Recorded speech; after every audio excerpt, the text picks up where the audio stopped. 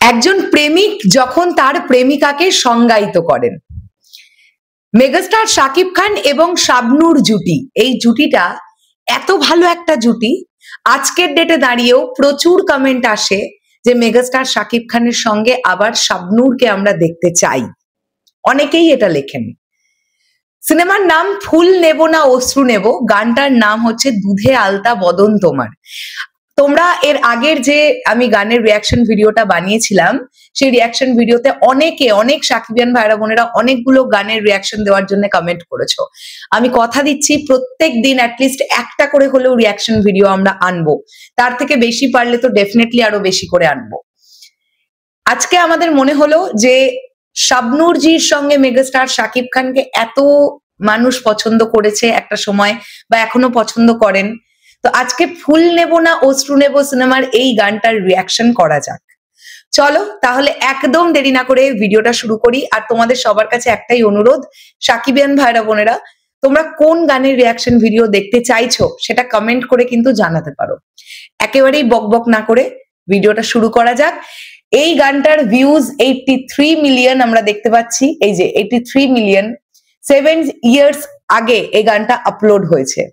ঠিক আছে, আমরা দেখে নিই একটু শাকিব খান অ্যান্ড শাবনূর, যে অ্যান্ড্রু কিশোর যিনি মেল ভোকালিস্ট, আমি যদি ভুল না করি, ফুল নেব না অশ্রু নেব গানটার নাম লেখা আছে। ওকে, তাহলে চলো একদম দেরি না করে আমরা শুরু করি। Let's start.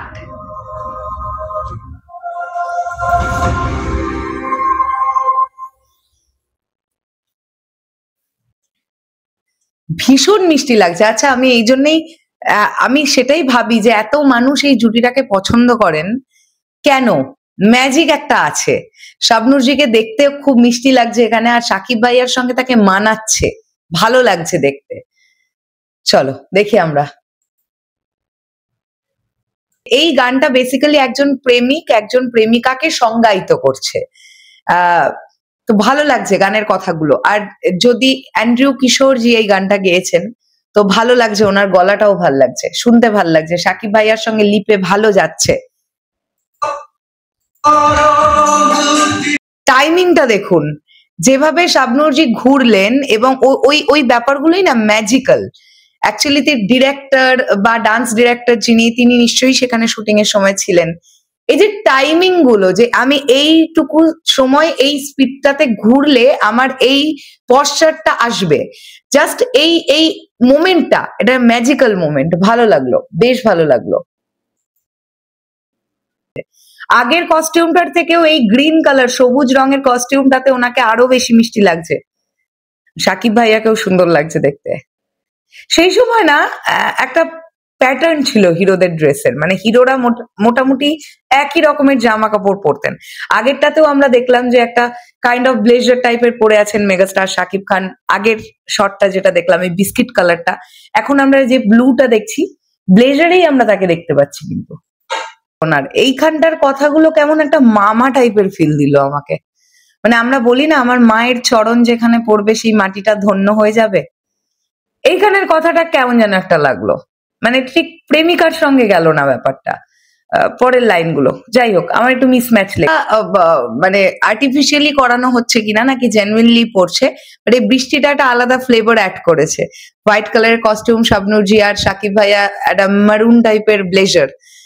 তবে কস্টিউমের দেখুন আপনারা খুব একটা, মানে আমি বলতে চাইছি যে এই সবগুলোতেই কস্টিউমের শুধু কালার আলাদা, ডিজাইন আলাদা হতে পারে, বাট সবগুলোতেই ঘাগরা পরে আছেন শাবনূরজি, প্রতিটা কস্টিউম। আর সাকিব ভাইয়া প্রতিটা কস্টিউমেই ব্লেজার পরে আছেন। যদিও সেই সময়টাতে আর এগুলোই ছিল, মানে আজকালকার দিনের মতন তো আর এত স্টাইলিশ জামা কাপড় তখন বেরোয়নি। তো ন্যাচারালি সেই সময়টাতে ব্লেজার, ঘাগরা এগুলোই চলতো, শাড়ি। চলুন আমরা এগোই। বরবাদের একটা রিয়াকশন ভিডিও দিতে গিয়ে বলছিলাম, এই কস্টিউম পরে শুট শুরু হয়েছিল ডে লাইটে, যখন বৃষ্টি হচ্ছিল, আকাশ ছিল মেঘলা। আর এখন দেখুন সন্ধেবেলা। মানে আজ থেকে এত বছর আগে এত উন্নত এডিটিং আমার মনে হয় না সেই সময় দাঁড়িয়ে পসিবল ছিল।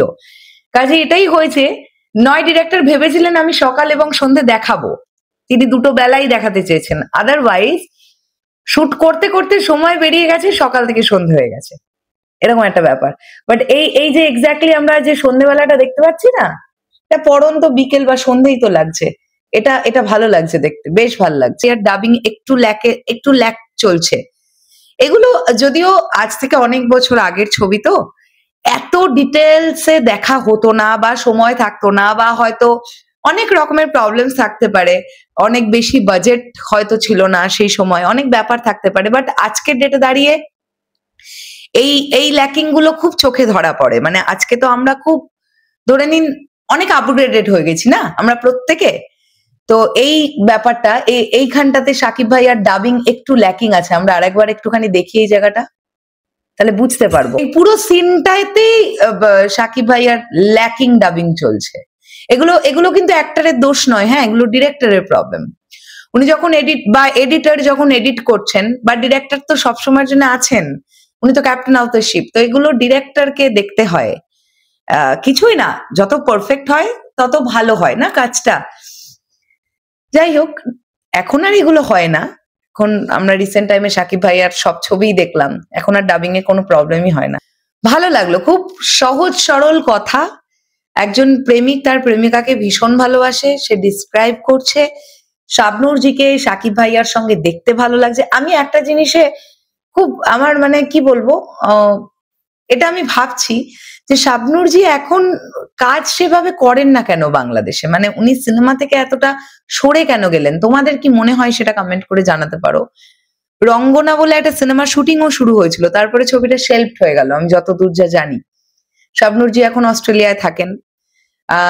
তো এখনো কিন্তু শাবনূরজি আমার মনে হয় অভিনয় যদি করেন, মানে এইভাবেও যদি করেন যে উনি খুব ইম্পর্টেন্ট ক্যারেক্টার ছাড়া প্লে করবেন না, সেটা খুব একটা ইম্পর্টেন্ট নারী চরিত্র হতে পারে, উনি কিন্তু প্রচন্ড একসেপ্টেবল এখনো বাংলাদেশ অডিয়েন্সের কাছে, এটা কোথাও গিয়ে আমার মনে হয়। তোমাদের কি মনে হয় সেটা কমেন্ট করে জানাও। তবে হ্যাঁ, এখন ইতিমধ্যে মেগাস্টার শাকিব খানের সঙ্গে শাবনূরজিকে নায়িকা হিসেবে আর মানাবে না। মানে এটা শুনে কারোর খারাপ লাগতে পারে, মন খারাপ লাগতে পারে, বাট ইটস ট্রু। এখন শাবনূরজির এবং সাকিব ভাইয়া বোধহয় প্রায় সম এজ, তারা মানে সেম এজ, কিন্তু সাকিব ভাইয়া যেভাবে নিজেকে মেনটেন করেছেন, এখন তিনি যখন পর্দায় আসছেন, তার এজ থেকে মানে মিনিমাম 15-17 বছরের ছোট নায়িকা নিলেও তার সঙ্গে মানায় বয়সের দিক থেকে, কেননা মেগাস্টারকে অন স্ক্রিন অনেক ইয়াং লাগে। কিন্তু শাবনূরজির ক্ষেত্রে যেটা হবে বলে মনে হচ্ছে, একটা হালকা এজেডের ছাপ একটা আসবে। তো সেক্ষেত্রে এখন নায়ক নায়িকা হয়তো বা ওনাদের এখন আর মানাবে না। তোমাদের কি বক্তব্য এই পুরো বিষয়টাকে নিয়ে? অবশ্যই কমেন্ট করে জানাও। আর রিয়াকশন ভিডিওটা কেমন লাগলো সেটাও কমেন্ট করে জানাতে পারো। দেখা হচ্ছে আবার খুব শিগগিরই। তাহলে এখনের জন্য টাটা।